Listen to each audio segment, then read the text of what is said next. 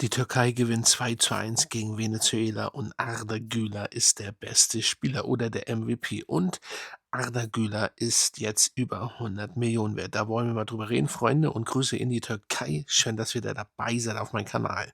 Freut mich, Freunde. Yes! Und wenn ihr diesen Kanal ein bisschen unterstützen wollt, dann folgt mir und ja, lasst mir ein Super Thanks da oder ein Mitgliedschaft. Das wird mir weiterhelfen. Vor allen Dingen sind wir jetzt fast vor den 4.000 Follower in so kurzer Zeit. Das freut mich natürlich und eure Kommentare vor allen Dingen von meinen Freunden aus der Türkei. Ja, freut mich immer wieder.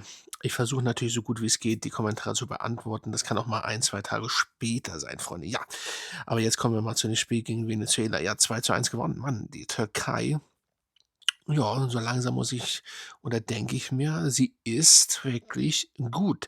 Natürlich sind da auch manchmal so, ja, es ist nicht mal alles perfekt natürlich, ne? Aber wenn man Venezuela schlägt, dann sage ich schon mal Respekt dafür. Und es wird eine interessante, sage ich mal, WM für die Türkei. Und so langsam bin ich der Meinung, wenn die Türken so weiterspielen, dann können sie sogar weit kommen. Natürlich nicht, ich sage jetzt nicht, sie werden Weltmeister oder Halbfinale, das vielleicht auch nicht, aber nachdem sie jetzt so viele Jahre, nicht bei der WM dabei waren, denke ich mal, kann es schon weit gehen vielleicht. Viertelfinale, da muss man mal sehen, wer denn kommt und so weiter und so fort. Aber 2:1, ja, und Arda Güler, was soll ich sagen? Äh, Ihr wisst doch, was ich meine. Wir kommen immer wieder drauf zurück. Ich wiederhole mich, aber ich wiederhole mich gerne. Er ist einfach der Beste in dem Alter, auf seiner Position, sein Auge, sein Spielfluss, seine Ideen. Ich kann jetzt so viel aufzählen. Alles ist perfekt. Natürlich gab es auch in den Spielen, vor allem, ich glaube, in der 77., 78. Minute, ich weiß jetzt nicht wer, sorry, ein schöner Pass und dann hätte man gleich abschließen können, dann wäre es 3:1 gewesen. Nein, da geht man noch nach rechts weiter und noch weiter nach rechts. Das erinnert mich auch ein bisschen an Real Madrid. Das Problem hatten wir ja die ganze Saison. Und dann schießt man irgendwann, wenn man dann: „Oh, ach ja, da ist ja schon das Aus“, und dann versucht man noch aufs Tor zu schießen. Ja, das, sollte besser werden und das ist auch das, was ihr oder was einige von euch, anprangern, dass, wir zwar gewinnen oder ihr gewinnt, aber die, sage ich mal, die Spiele nicht so schön sind und die Türkei spielt, wie sie will oder wie sie wollen. Das lese ich viel. Ja, also, da stecke ich jetzt nicht so 100% drin, aber, wenn ich das so sehe, natürlich können manche Sachen oder müssen manche Sachen besser gemacht werden oder besser gehandhabt werden. Aber Leute, wir sind oder ich sage mal wir, ja, meinetwegen auch wir, ne? Wir sind ja hier, ihr seid ja hier bei mir. Ihr seid oder die Türkei ist jetzt bei der WM. Das ist doch schon mal der Punkt. Und selbst wenn es vielleicht nicht ins Achtelfinale geht, was ich glaube ich gar also oder wenn ihr jetzt nicht weiterkommt, wenn ihr in der Vorrunde ausscheidet, wo ich nicht von ausgehe irgendwie, dann ist es ja trotzdem schon mal was Positives, dass bei der WM dabei ist. Übrigens auch dank Arda Güler. Natürlich hat Arda nicht allein gespielt, sondern auch andere, ne? Aber ich will nur sagen, natürlich trotzdem dank Arda mit seinem Auge, mit seinen Ideen und natürlich mit seinem Tor und so weiter und so fort, ne?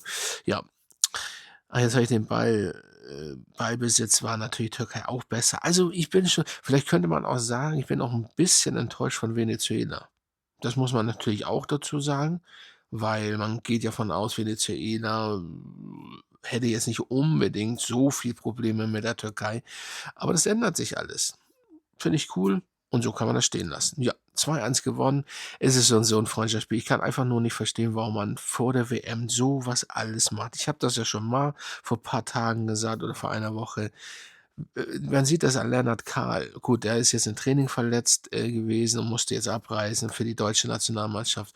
Aber trotzdem, ich bitte euch, das ist eigentlich so unnötig. So, jetzt kommen wir aber zu Arda Güler, der jetzt 124,8 Millionen wert ist, so über 120 Millionen, und das gehört sich so der beste oder der, teuerste was war das, im Mittelfeld, das ist so klein, verbessert mich überhaupt in seinem Alter, auf der Position oder im Mittelfeld, teuerster Spieler. Ist egal, auf jeden Fall kostet er endlich über 100 Millionen, da wo ich ihn schon lange gesehen habe. Ne, wir hatten ja immer wieder dieses Thema, warum kostet Lamine Yamal fast 300 Millionen? Ich gehe jetzt übrigens, da kommen wir jetzt zu, nicht von den ich verstehe diese Seite nicht. Verbessert mich bitte. Und wenn einer von transfermarkt.de hier zuguckt, verbessert mich bitte. Aber da wurde das auch angeglichen. Real Madrid, zum Beispiel Bellingham, ist dort auf der Seite 50 Millionen weniger, glaube ich. Aber Arda Güler steht bei 90 und bleibt bei 90. Also, ist das so 'ne Fantasy oder macht ihr das so? Das ist hier wohl anscheinend auf jeden Fall die richtige oder ich weiß schon gar nicht mehr in Deutschland oder überhaupt, wo ist denn jetzt der richtige Marktwert? Vielleicht kann das einer mal in die Kommentare schreiben. Wo finde ich den richtigen Marktwert? Ist nicht so, dass ich das nicht finde. Das ist jetzt allgemeine Frage, weil ich verstehe ich verstehe Transfermarkt.de nicht. Warum nehmt ihr denn nicht die richtigen, Transfer also, ihr kostet jetzt 124,8 Millionen. Transfermarkt sagt, bleibt bei 90. Ich verstehe auch Transfermarkt ist jetzt was anderes, aber obwohl was anderes nicht. Bei Real Madrid ist ja Olise in Frage. Der hat ist einer der besten Spieler der Welt diese Saison geworden. Spielt bombastisch, die Torvorlagen und so weiter. Und dann geht er in der Winterpause 10 Millionen hoch bei transfermarkt.de und im Sommer war jetzt letztens 'n Update noch mal 10 Millionen. Da fällt mir nichts ein. Auch ein Olise müsste 180 Millionen kosten und nicht 150. Punkt. So, brauche ich gar nicht diskutieren. 180, 190 Millionen an Olise, auch davor schon die Saison. Warum wird der nur 20 Millionen? Und da wird natürlich ein Lamine Yamal wahnsinnig gleich hochgestuft. Ich glaube, der kann auch sich auf den Ball setzen, weil er so perfekt sich auf den Ball gesetzt hat. Gibt's vielleicht mal gleich mal 40 Millionen, ne? Verstehe ich nicht. Aber wenn einer verbessert mich, warum da bei Transfermarkt.de nicht warum da Arda Güler bei 90 Millionen jetzt die neue Rechnung bekommen hat. So, auf jeden Fall, scheiß drauf. 124,8 Millionen ist er wert jetzt, real, ne? Und das hat er verdient. Meines Erachtens könnte der auch schon bei 150 Millionen liegen, ganz ehrlich. Gut, klar, oder sagen wir mal 138 oder so, weil klar, die Tore müssen. Heute hat er natürlich im Spiel auch kein Tor gemacht. Er war zwar der beste Spieler, mir fehlen, das sage ich auch bei Real Madrid, mir fehlen die Tore von Arda Güler. Er muss mehr abschließen, er muss mehr Tore schießen. Wenn er das macht, er ist kein Torjäger, wir wollen uns nicht falsch verstehen. Er ist kein Torjäger, aber trotzdem muss er mehr Tore schießen. Schreibt mal in die Kommentare, was haltet ihr davon, von den Spielen? Wie habt ihr Arda gesehen und was sagt ihr hier zu diesem Transfermarkt oder beziehungsweise nicht Transfermarkt, sorry, zurück. Was haltet ihr von von dem neuen Marktwert von Arda Güler und was ist da los beim Transfermarkt? Warum bleibt der bei 90 Millionen stehen? Warum haben die andere ist das von deren so die Idee, was die so meinen, Fantasy oder was ist das? Verstehe ich nicht.